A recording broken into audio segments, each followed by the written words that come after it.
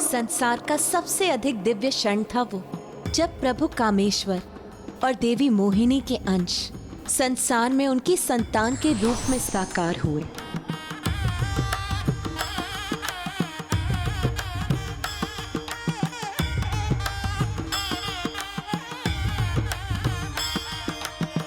क्या हुआ पुत्र गणेश? अब तुम किस विचार में मग्न हो? माँ, आपका असीम प्रेम जो प्रभु अयप्पा के प्रति है, उसे जानकर मग्न हो रहा हूँ। वो प्रभु अयप्पा जो आपकी नहीं, महादेव और देवी मोहिनी जो भले ही किसी की भी नारी स्वरूप हो, उनकी संतान है।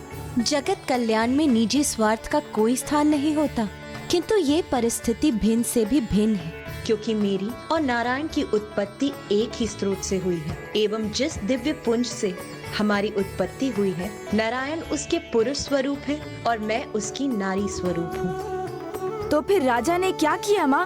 उन्होंने ऋषि की बात सुनी या मंत्री की बात मानी? महाराज, ऐसे ऋषि के सुझाव पर आगे मत बढ़िए महाराज।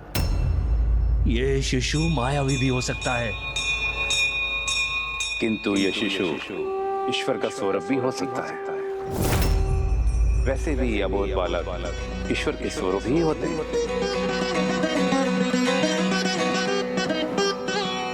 विगल विषय बंध साधु लोक प्रकट दिशेव्य समस्त भव्यदायिन् प्रकट रुचि विधान दी प्रमूर्ते।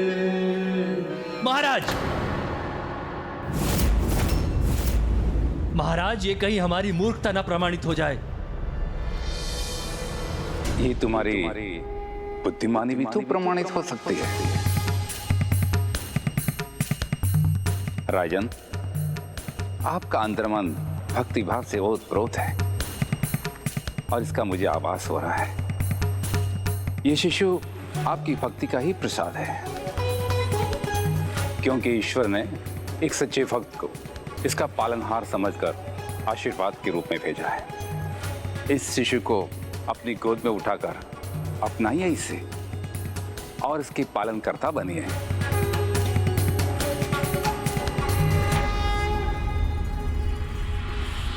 महाराज, आप अपने महामंत्री का सुझाव अस्वीकार करके एक अज्ञात ऋषि का सुझाव स्वीकार कर रहे हैं। ऐसा मत कीजिए महाराज, ये किसी महासंकट का संकेत हो सकता है।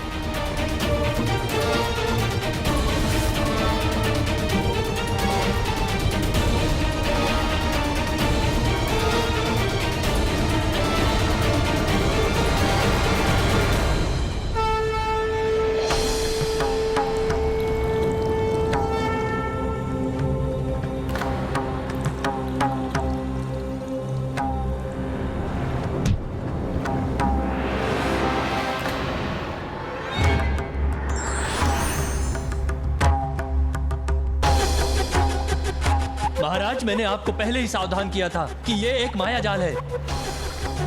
देखिए, वो ऋषि भी अदृश्य हो गए हैं।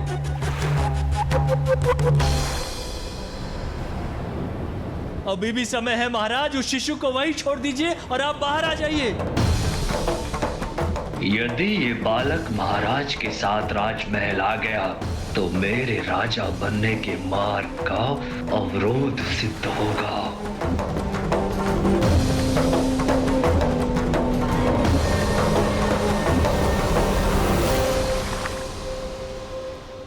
किंतु महाराज ने तो शिशु को स्वीकार किया था। ये तो अच्छा कार्य था माँ, फिर वो डूब क्यों रहे थे? व्यक्ति जब जब सच्ची भक्ति के भाव में डूब जाता है तो वो सौभाग्य का भागी बन जाता है।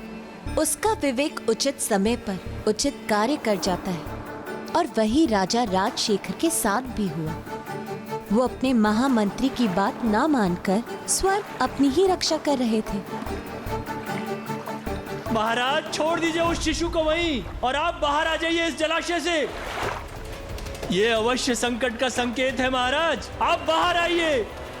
इसका त्याग कीजिए महाराज, हठ मत कीजिए, जलाशय से बाहर आइए। किंतु ये भी तो संभव है कि ये चमत्कार हो। अवश्य वही है ये, मेरे प्रभु हरिहरा का आशीर्वाद और मुझ पर छाया संकट मात्र मेरी परीक्षा है।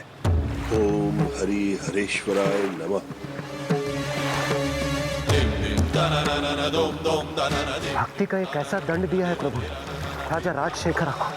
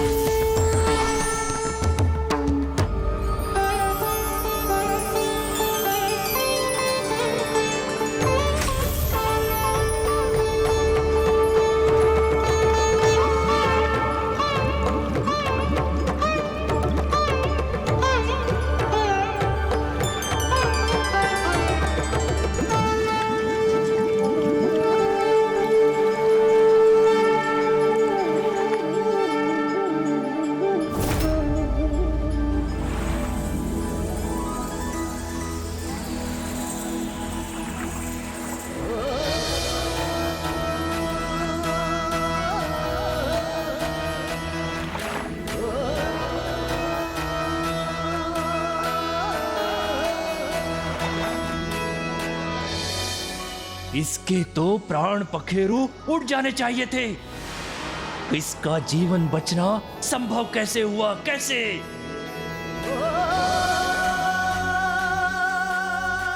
जहां सच्ची भक्ति है वहां सब कुछ संभव।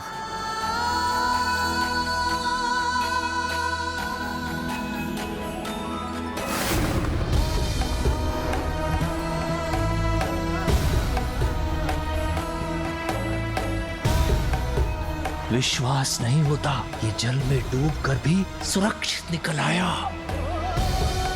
महाराज, महाराज आप सुरक्षित हैं? अद्भुत चमत्कार है ये, चमत्कार नहीं महाचमत्कार है ये महाराज। आपको सुरक्षित देखकर हम अति आनंदित हो रहे हैं। महाराज, हमारी तो हृदय गति ही रुक गई थी। जाइए महामंत्री, संपूर्ण राज्य में घोषणा करवा दीजिए कि राजा राजशेखर अपने प्रभु हरिहरा के आशीर्वाद स्वरूप अपने पुत्र के साथ वापस लौट रहे हैं। अवश्य महाराज, अवश्य। आपके लौटने की घोषणा नहीं, उत्सव होगा महाराज, महाउत्सव। अवश्य।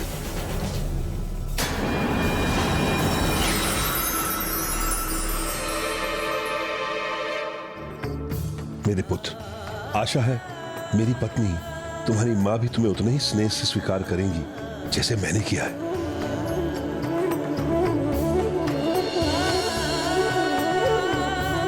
मुझे ये आभास हो रहा है प्रभु कि आपका आशीर्वाद फलीभूत होने वाला है।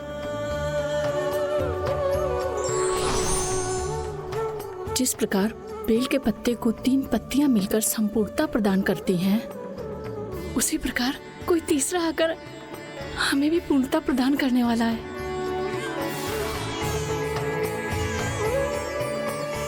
देखिए प्रभु, मुझे तो उसका स्वर भी सुनाई देने लगा।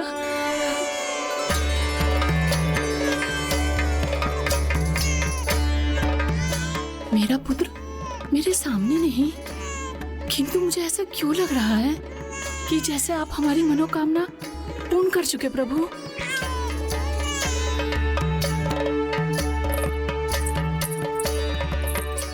प्रणाम महारानी।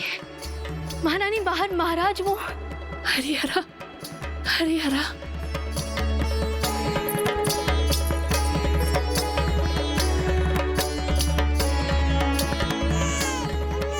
रानी की कोख से नहीं जन्मा है तो कहीं उन्हें इसे स्वीकार करने में कठिनाई तो नहीं होगी? नहीं नहीं, वो इसे अवश्य स्वीकार करेंगी क्योंकि ये है ही इतना सुंदर।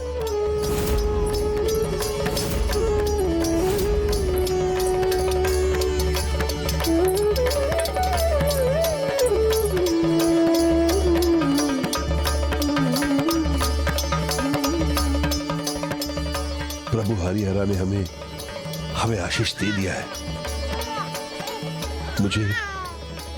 मुझे मेरा पुत्र मिल गया है। रानी, मैंने आपसे पूछे बिना इसे अपने पुत्र रूप में स्वीकार कर लिया है।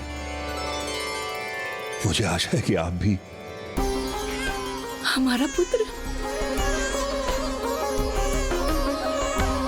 हमारा पुत्र, इसे मैं कैसे नहीं स्वीकार करूंगी स्वामी।